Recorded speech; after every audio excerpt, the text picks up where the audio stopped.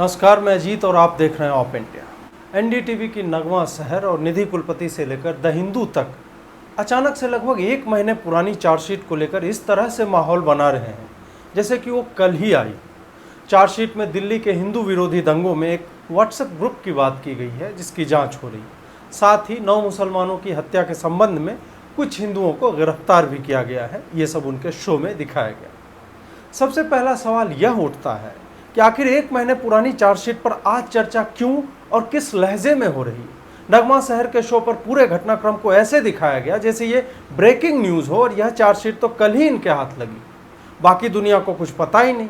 आराम से शब्दों को चबा चबा कर बोला गया कि मरने वाले मुस्लिम थे, मारने वाले हिंदू और व्हाट्सएप ग्रुप का नाम कट्टर हिंदू एकता आदि था। लक्ष्य क्या हो सकता है इन सब का, अभी ही क्यों? अगर एक महीने पहले के माहौल को याद करेंगे तो लक्ष्य समझना बहुत ही सरल है। उस समय 3 चार्जशीट के छोटे छोटे हिस्से एक एक कर बाहर आए थे, जिसमें से एक ताहिर हुसैन वाला था, एक बलिदानी रतन लाल जी की भीड़ हत्या से संबंधित था और एक अंकित शर्मा की क्रूर और निर्मम हत्या से। उसी समय दिलवर नेगी से लेकर दिल्ली पुलिस पर मुस्लिम भीड़ के हमले की प्लानिंग और फारूक फैजल के राजधानी स्कूल की छत आदि की भी चर्चा लगातार हो रही थी। लेकिन इस समय अधिकतर चार्जशीट या खबरों में मुसलमानों द्वारा पूर्व निर्धारित योजना के अनुसार पत्थर, पेट्रोल बम, एसिड की बोतलें, रॉड, गुलेल, हथियार आदि की चर्चा हो रही थी। साथ ही वामपंथी और इस्लामिक कट्टरपंथियों के हिमायतियों का मीडिया समूह और तथाकथित बुद्धिजीवी लिबरल गिरोह ये चिल्लाने में लगा हुआ था कि चार्जशीट में तो कपिल मिश्रा का नाम है ही नहीं, ये तो बिकी हुई पुलिस है। यही सारी चर्चाएं चल रही थी। तो इस समय अगर गोकुलपुरी वाली चार्जशीट पर भी वामपंथी लिब्रांडो गिरोह चर्चा करने लग जाता तो उन्हें अपने ही कुतर्कों के कारण दूसरी चार्जशीट को भी सही मानना पड़ता। अगर वो ये कहते कि सफूरा जरगर, खालिद सैफी, ताहिर हुसैन, फारूक फैजल आदि की गिरफ्तारी गलत है लेकिन गोकुलपुरी वाले हिंदुओं की सही है, तो उनका दोगलापन बिल्कुल ही नग्न होकर सार्वजनिक हो जाता। अतः उन्होंने उस वक्त जी जान लगाकर यह कहा कि दिल्ली पुलिस ने मुसलमानों को निशाना बनाया है और वो अमित शाह के निर्देशों पर विद्यार्थियों को सता रही है, मुसलमानों को जेल में डाल रहे, अल्पसंख्यकों पे डराया जा रहा है उन्हें। ये माहौल खूब बनाया गया और केंद्र सरकार ने सफूरा जरगर को मानवीय आधार पर बेल देने की बात को सहमति दी। वामपंथियों ने इसे अपनी जीत की तरह डंका बजा के मनाया। फिर ये कई दिनों तक शांत बैठे रहे। इन्होंने दिल्ली दंगों पर खास बातचीत नहीं की। इसके बाद सीधा कल एक पुरानी चार्जशीट को चुना गया और उनमें से हिंदू नामों को हाईलाइट करने की सामूहिक कोशिश हुई। द हिंदू में लंबा लेख छपा कि कैसे हिंदुओं ने लोगों से नाम पूछे, जय श्री राम और हर हर महादेव बुलवाया और फिर उनकी हत्या कर दी गलियों में, सड़कों पर। इसे इस गिरोह के सदस्यों द्वारा घुमाया जा रहा है और शेयर किया जा रहा है क्योंकि अभी तक सिर्फ यही एक चार्जशीट है जिसमें हिंदू आरोपित हैं और मुसलमान पीड़ित। एक महीने के बाद इसे चुनना और इसे किसी हमने चार्जशीट के हिस्सों को देखा है ये कहकर चलाना बताता है कि वामपंथी मीडिया का घाघपना अभी भी बाकी है। आप यह सोचिए कि एक चार्जशीट सूरज के पूरब में उगने जैसा सार्वभौमिक सत्य हो गया है जो उसी दिल्ली पुलिस से दाखिल किया गया है जिसने ताहिर हुसैन, सफूरा जरगर, खालिद सैफी, उमर खालिद से लेकर मौजपुर, जाफराबाद, चांदबाग के दंगाइयों और साजिशकर्ताओं को नामित किया। वहीं बाकी सारी चार्जशीट को पक्षपाती कहा गया और इसी दिल्ली पुलिस को डिस्क्रेडिट करने की कोशिश की गई। ऐसे कैसे चलेगा वामपंथी लंपटों? इस खबर का दूसरा पक्ष अब यह है कि क्या हिंदू समुदाय के लोग दंगाइयों के इंतजार में बैठे रहते कि आओ और हमें उसी तरह से जला दो जैसे गोधरा में 59 कार सेवकों को मुसलमानों ने ट्रेन में जला दिया था। अगर इन हिंदुओं ने कुछ मुसलमानों की हत्या की है तो न सिर्फ कानून उन्हें सजा देगा बल्कि कोई भी हिंदू यह कहते नजर नहीं आएगा कि अरे वो तो छात्र है, अरे वो तो गर्भवती है। हर व्यक्ति को यह ध्यान रहना चाहिए कि दिल्ली के हिंदू विरोधी दंगों की सुनियोजित योजना बनी थी। ताहिर हुसैन की चार्जशीट में उसने खुद कबूला है कि जनवरी में ही शाहीन बाग में उसकी मुलाकात तथाकथित छात्रों उमर खालिद और खालिद सैफी के साथ हुई और उन्होंने वहीं दंगे की योजना बनाई। हर 10 से 15 मुसलमानों के घरों पर गुलेल लगे हुए थे, ऊंची बिल्डिंगों से गोलियां चलाई गई थी। मुसलमानों को पहले से पता था कि कहाँ हिंदुओं का घर है, किधर उनकी दुकान है। बाजार में हिंदुओं की दुकानें जला दी गई, बीच में मुस्लिम की दुकान साबुत खड़ी मिली। मस्जिद की छत पर पत्थरों का ढेर मिला। ताहिर हुसैन और फैजल फारूक की बिल्डिंगों से हजारों एसिड की बोतलें, पेट्रोल बम हिंदुओं के ऊपर फेंके गए। पत्थरों की बारिश हुई। और ऐसे में हिंदू क्या कर रहा था? उस इलाके का हिंदू कहाँ जाता? क्या भागने का कोई रास्ता था? आप यह सोचिए कि मुसलमानों ने 2 महीनों से इसकी प्लानिंग कर रखी थी। 1.25 करोड़ रुपए के हथियार आदि खरीदे गए थे। व्हाट्सएप पर मुस्लिम महिलाओं के लिए संदेश घूम रहे थे कि उनको क्या करना है और आप इस बात पर उछल रहे हैं कि हिंदुओं ने कट्टर हिंदू एकता का व्हाट्सएप ग्रुप बनाया था। चार्जशीट पर बात करनी है तो सारे पर करो, व्हाट्सएप ग्रुप पर बात करनी है तो हर ग्रुप पर बात करो, जामिया कोऑर्डिनेशन कमेटी पर भी बात करो, उनके पोस्टरों पर भी बात करो, फक हिंदुत्व और हिंदुओं से आज़ादी पर भी बात करो, और बात करो अलीगढ़ मुस्लिम यूनिवर्सिटी के खिलाफत 2.0 की, हिंदुओं कैलाश जाओ कि हिंदुत्व की कब्र खुदेगी एमयू की धरती पर। बात करो कि शाहीन बाग में भारत का झंडे का हरा रंग उस हिजाब में ऊपर कैसे है, पोस्टरों में हरा रंग 70% कैसे है, बुरके में हिंदू महिला की तस्वीर क्यों है, और स्वस्तिक के चिन्हों को टूटा और जलता हुआ कौन दिखा रहा है। ये चाहते हैं कि हम इसका जवाब दें कि हिंदुओं ने मुसलमानों को क्यों मारा। दंगे में हर उस समुदाय का व्यक्ति मरता या घायल होता है जो इस इलाके में रहता है या वहाँ से उस वक्त गुजरता है। 2 महीने की प्लानिंग वाले मुस्लिम समुदाय की हरकतों पर चर्चा क्यों नहीं हो रही? हिंदू नामों को लेकर आंख में चमक क्यों? मुसलमानों द्वारा पूर्व नियोजित दंगों के बीच एक हिंदू के पास और विकल्प क्या बचते हैं? एक हिंदू जिसने कहीं भी धार्मिक दंगों की शुरुआत की ही नहीं, हमेशा सिर्फ झेला है, आत्मरक्षा में खड़ा हुआ है, और उसके पास विकल्प क्या है? आपको लगता है कि चांदबाग, गोकुलपुरी, जाफराबाद, भजनपुरा, मौजपुर आदि के हिंदुओं को इसका आभास नहीं हुआ होगा कि योजना बन रही है? मैंने 23 फरवरी को उस इलाके में रह रहे हिंदू से बात की थी। मुझे उसकी आवाज़ का डर बहुत अच्छे से याद है कि उसका परिवार राशन गिन रहा है कि बंद कमरे में कितने दिन रहना पड़ेगा। गोकुलपुरी के हिंदुओं से आप क्या उम्मीद कर रहे हैं कि दंगे होने वाले हैं और वहाँ के हिंदू इंतज़ार करें कि मुसलमानों का समूह आए और काट कर निकल जाए? क्योंकि दंगों में तो यही होता है, खासकर ऐसे दंगों में जहाँ 2 महीने से प्लानिंग चल रही हो और हिंदुओं के घरों, दुकानों और स्कूल तक को चिन्हित किया जा चुका है।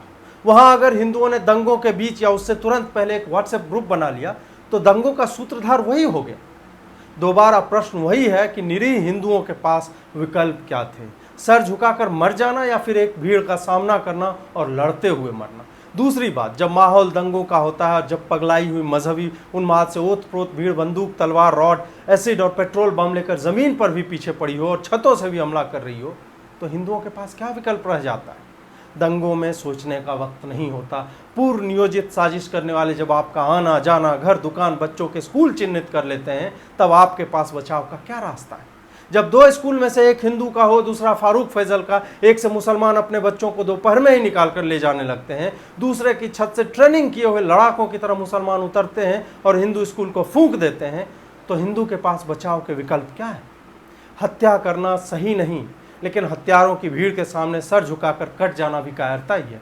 जिन्होंने हत्या की उस पर कानून अपना काम करेगा, लेकिन 1 या 10 चार्जशीट भी आ जाए जिसमें हिंदुओं का नाम हो, तो भी हिंदुओं के ऊपर इन दंगों का अपराध नहीं डाला जा सकता। हिंदू इस देश में हर बार दंगाइयों का शिकार ही बना है। अगर उसकी जनसंख्या ज़्यादा न होती तो सफाया हो चुका होता। हर दंगे के बाद हिंदू इसलिए जीवित बच जाता है कि सामने की उन्मादी भीड़ की योजना के बाद भी सिर्फ संख्या बल के कारण वो उसका सामना कर पाता है। अगर ऐसा ना होता और हिंदू ही उन्मादी होते तो हमारी बच्चियों को पाकिस्तान और बांग्लादेश में खींचकर जबरन निकाह न कराया जाता, बलात्कार न होते, ज़मीन नहीं हड़पी जाती, उनकी संख्या घटकर विलुप्त प्राय न हो रही होती। इसलिए ये ज्ञान तो कोई ना ही दे कि हिंदू दंगे कर रहे थे। हिंदू दंगा करते नहीं, दंगाइयों से लड़ते हैं, क्योंकि हमने गंगा जमनी तहजीब की गंगा का सम्मान किया है और उन्होंने जमुना को अपनी मजहबी कालिमा से इतना प्रदूषित कर दिया है कि उसका बहाव खत्म हो गया है। इसी सर्वसमावेशी नीति के कारण 59 कार सेवक जला दिए जाते हैं और इतिहास लिखा जाता है कि हिंदुओं ने गोधरा में दंगे किए। अरे हिंदुओं ने गोधरा नहीं किया, वो गोधरा से बच रहे थे। किसी की जान लेने पर उतारू एक भीड़ जब पागलों की तरह काफिरों की सामूहिक हत्या की प्लानिंग कर रही हो और उनके भगवावस्थ देखकर ही पूरी ट्रेन की बॉगी ही आग के हवाले कर दे, तब आप सोचते हैं कि एक पूरा समुदाय घुटनों पर बैठ जाए और कहे रघुपति राघव राजा राम। ध्यान रहे और हर मजहबी दंगा यह याद रखे कि 100 करोड़ हिंदुओं की धरती है, हर देवता के हाथ में अस्त्र या शस्त्र हैं। रघुपति राघव राजा राम ने लंका में क्या किया ये सबको ठीक से याद रहना चाहिए, और कृष्ण ने कुरुक्षेत्र में क्या किया वह भी। नरसिंह ने लगभग असंभव मृत्यु कैसे दी हिरण्यकश्यप को वो भी याद रखो, ताकि जब तुम गोली बम, एसिड, पेट्रोल बम लेकर हिंदुओं को मारने निकलो, क्योंकि किसी किताब में काफिरों की हत्या वाजिब बताई गई है, तो यह दिमाग में चलता रहे कि नाखून से भी पेट फाड़ा गया राक्षसों का। उस समय में जबकि संविधान के प्रस्तावना का पाठ करते हुए भारत के नक्शे को सामने रखकर 26 जनवरी को तिरंगा लहराकर पूरी दुनिया को शाहीन बाग की हिंदू घृणा में सनी भीड़ धोखा दे रही थी, और दूसरी तरफ हिंदुओं को छोटे छोटे टुकड़ों में काटने के लिए ताहिर हुसैन और फारूक फैजल जैसे लोग मीटिंग कर रहे थे, उसी समय हिंदू समाचार चैनलों पर न्यूज़ देख रहा था कि महान पत्रकार रवीश जी आज मंगल ग्रह के किस क्रेटर पर यहाँ भी बन गया शाहीन बाग देखकर स्खलित हो रहे हैं। हिंदू समाचार ही देखता रहा। यहाँ दिसंबर में जामिया में दंगे करके टेस्टिंग हुई, फिर जनवरी में जेएनयू में एबीवीपी के बच्चों को वामपंथी गुंडों ने घेर घेर कर मारा। एएमयू में भी उसी समय खिलाफत की बातें हो रही थी। शाहीन बाग की आड़ में शर्जील इमाम और सफूरा जैसे लोग मुसलमानों को उकसा रहे थे। हर्ष मंदर कह रहा था कि मुसलमानों को सुप्रीम कोर्ट से न्याय नहीं मिलेगा, उन्हें सड़कों पर आना होगा। सोनिया गांधी से आर या पार की लड़ाई कह रही थी। अमानतुल्लाह भीड़ को उकसा रहा था। हिंदू इन सारी बातों को समाचार में देख रहा था, क्योंकि हिंदू अमूमन समाचार ही देखते रहते हैं। और फारूक अपनी छत पर गुलेल बना रहा होता है, सलमा एसिड की बोतलें सजा रही होती। हिंदू कभी भी दंगों के लिए तैयार नहीं रहता, क्योंकि उसकी प्रवृत्ति दंगा करने की है ही नहीं। वो तो मोहम्मद बिन कासिम के आगमन से लेकर आज तक दंगों को सिर्फ झेलता रहा। ऐसे में गोकुलपुरी के कुछ नवयुवक क्या करते? आप इस स्थिति में क्या करेंगे जब आप 100% जानते हो कि एक भीड़ आपके घर वालों को पहली नज़र में हाथ काटकर, पैर काटकर दिलबर नेगी की तरह आग में जलने को फेंक देगी? आप उस समय क्या करेंगे जब आपकी गली में आईवी के कांस्टेबल अंकित शर्मा को 4 लोग सेकंड्स में खींच कर ले जाएं और 4 घंटे तक चाकुओं से गोदते रहें? आप क्या कर लेंगे जब आपके पिता दूध लेने निकले हों और किसी की छत से उनके सर में गोली मार दी जाए? गोकुलपुरी के हिंदुओं ने बचाव के लिए, अपने परिवार, अपने समाज की सुरक्षा के लिए, किसी अनहोनी से बचने के लिए शायद एक ग्रुप बनाया कि बुरी स्थिति में क्या किया जाए। हाँ, उन्होंने अगर किसी की हत्या की और वो दंगाई नहीं था या था भी, तो कोर्ट में केस चलेगा, सजा मिलेगी। हत्या को उचित नहीं ठहराया जा सकता, लेकिन हत्या के पहले की घटनाओं का समुचित आकलन भी आवश्यक है, ताकि उन्हें ही सूत्रधार न बना दिया जाए जिनके ऊपर 2 महीनों की प्लानिंग के बाद मजहबी हमले हुए। हमारी सहिष्णुता की परीक्षा लगातार ली गई है। वो दुर्गा को वेश्या कहें चलेगा, वो फक हिंदुत्व लिखें चलेगा, वो देवी काली को मुसलमान बनाकर हिजाब पहना दें चलेगा, वो स्वस्तिक के पवित्र प्रतीक में आग लगाए पैरों से तोड़े चलेगा, वो ओम को मरोड़ कर नाजियों वाला प्रतीक बना दे चलेगा, वो शिवलिंग पर कंडोम चढ़ा दे चलेगा, वो कृष्ण को बलात्कारी बताए चलेगा। आपको ये समझ में नहीं आ रहा कि उनके तंत्र ने कैसे हर छोटी बात पर आपातकाल बोलकर आपको धीरे धीरे अपने मालिकों द्वारा लाए गए उस विभत्स राजनीतिक और सामाजिक दौर की वास्तविकता से दूर कर दिया है। आप उस वक्त पैदा नहीं हुए थे या काफ़ी छोटे थे, पढ़ना और रिसर्च करना आपके वश की बात है नहीं। तो अब आपको कोई आपातकाल कहेगा तो आपको लगेगा इंदिरा गांधी के समय किसी तबरेज जैसे चोर को भीड़ ने मारा होगा, उसी को आपातकाल कहते हैं। आपको अंदाजा भी है कि वो चाकू भी मार रहे हैं और शब्दों के प्रयोग से आपकी स्मृति से अपने राजनीतिक मालिकों के कुकर्मों को धोते भी जा रहे हैं। आप पढ़िए दंगों की कवरेज, आप सुनिए तो रवीश को कि कैसे 10 मिनट में 9 मिनट वो फैजान और नईम के जले दुकानों की भावुक बात करता है और अंत में यह भी कहता है कि राहुल का भी जल गया। बरखा दत्त ने अंकित शर्मा की नृशंस हत्या पर कुछ नहीं लिखा, पर रिक्शा चालक इमरान को किसी हिंदू ने कथित तौर पर थप्पड़ मार दिया तो भावुक काव्य रचना में लीन हो गए। आप देखिए तो the Wire, Quint, Scroll, NDTV, the Print जैसों के कवरेज। गिन लीजिए कि कितने ग्राउंड रिपोर्ट हैं, कितने मुसलमानों की कहानी है और कितने हिंदुओं की। देखिए जाकर कि पूरी दुनिया को जो पेट्रोल बम, पत्थरों का ढेर, एसिड की बोतलें मुसलमानों के छतों पर दिख रही है, वो इन लोगों को क्यों नहीं दिख रही? वो इसलिए महोदय कि हम साल भर बाद अगर खोजें तो हमें सिर्फ मुसलमानों की ही कहानियाँ मिले कि उन्हीं पर हमला हुआ।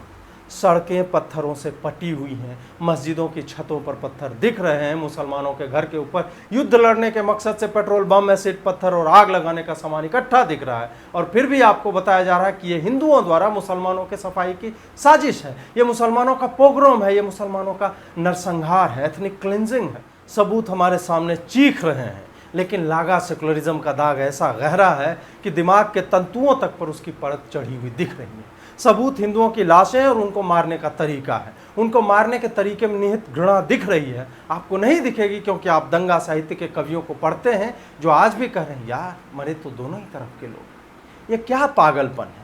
एक भीड़ मारने के लिए ही निकली थी और दूसरी टीवी पर समाचार देख रही थी कि कहाँ कौन सा नया बाग खुला है, और 372 साल की दादियों ने कागज नहीं दिखाने की बात करते हुए मोदी के बाप का नाम पूछ दिया। हिंदू घरों में बैठा इंतजार करता रहा कि यार साथ ही में तो रहते, मुझे इमरान थोड़े ना मारेगा। जिसे भाई कहा करती थी शिवानी, उसकी शादी में छतों से टाइलें फेंकी गई और सिलेंडर वाले कमरे पर हमला किया गया ताकि एक भी फट जाए तो तबाही मच जाए। इसलिए इस नैरेटिव को देखते ही दुत्कारिए जहां कहा जा रहा है कि हिंदुओं ने भी तो मारे, तो हिंदू क्या करता? सर कटा लेता, क्योंकि गांधी बाबा यही कहकर मर गए थे कि अब्दुल तो भाई है। गांधी बाबा के भाई रहे होंगे अब्दुल, लेकिन मेरे परिवार के ऊपर कोई एसिड की बोतलों और बंदूकों से हमला करेगा और तलवार लेकर हाथ पांव काटने आगे बढ़ेगा तो वो मुझे आत्मरक्षा में हर हथियार उठाने का अधिकार है जिससे मेरी जान बच सके। इसलिए हर एक बिंदु पर गौर कीजिए। जिस समय हम इस चार्जशीट की बात कर रहे हैं और आंखों में जिस चमक के साथ इसकी चर्चा हो रही है, उस समय आपके पास इन लंपटाधीशों, वामपंथी दोगलों और इस्लामी कट्टरपंथियों के समर्थकों के लिए उचित सवाल होने चाहिए। आप यह पूछिए कि रतनलाल जी को मारने की प्लानिंग में 50 लोग जो थे वो किस मजहब के थे। आप पूछिए कि सीसीटीवी तोड़कर बुर्के वाली महिलाओं की भीड़ दिल्ली पुलिस के जवानों को कैसे खींच लेती है। उन बुर्के के भीतर किसकी अम्मा, दादी, बहन और जानें थी। सवाल यह होना चाहिए कि एक व्हाट्सएप ग्रुप पर 1 महीने बाद जो नाच रहे हो, भौंक रहे हो, दूसरे व्हाट्सएप पर तुम्हारे बाप चर्चा करने आएंगे कि छतों पर एसिड की बोतलें रखें, लोहे का गेट बनवाएं और करंट प्रवाहित करें। ये कौन बताएगा कि मस्जिद की छत पर रखे पत्थरों और ईंटों के टुकड़े से दूसरा फ्लोर बनने जा रहा था या फिर हिंदुओं की हत्या की नींव रखी जा रही थी। हाँ, हम मानते हैं कि हिंदुओं के हाथों से कुछ मुसलमान भी मारे गए होंगे, लेकिन मैं यह नहीं मानूंगा कि हिंदुओं ने दंगा किया। हिंदुओं के हाथों हो सकता है कुछ मुसलमान मारे गए होंगे, लेकिन वो आईसिस स्टाइल की क्रूरता तो सिर्फ हिंदुओं के लाशों पर ही दिखी। विनोद कश्यप को किसने मारा? दिनेश आलोक तिवारी मुंशी जी की हत्या किसने की? राहुल ठाकुर, राहुल सोलंकी की हत्या कैसे हुई? शिवानी की शादी के मंडप पर पेट्रोल बमों से आग किसने लगाई? वीरभान को किसने मारा? अंकित शर्मा को किसने गोदा? इसलिए एक पुरानी चार्जशीट को एक तय टाइमिंग के साथ एक ही गिरोह के कुछ लोग सिर्फ इसलिए चर्चा में लाना चाह रहे हैं क्योंकि उसमें हिंदुओं का नाम है, तो वो नैरेटिव चलने ही नहीं देंगे। उन्हें तो फन उठाने से पहले ही कील वाले जूतों से मसलना है। इनसे प्रश्नों के उत्तर में 10 प्रश्न पूछिए ताकि ये बिलबिलाएं और चुप रहे, क्योंकि सत्य यही है कि मुसलमानों ने पूर्व निर्धारित तरीके से हिंदुओं को घेर कर मारने की योजना बनाई और उस पर अमल भी किया। ये दंगे मत भूलिए और जब तक इस बात पर फैसले नहीं आते, हर सप्ताह कम से कम एक दिन इन खबरों को पढ़िए ताकि आपको याद रहे कि हिंदुओं को किस तरह से शाहीन बाग की नौटंकी की आड़ में मूर्ख बनाकर रखा गया और काफिरों के नरसंहार की तैयारी की गई। ये अगर भूल गए तो गोधरा की तरह यह हिंदू विरोधी दंगा भी हिंदुओं के ही सर पर फेंका जाएगा और ये मैं होने नहीं दूंगा। नमस्कार।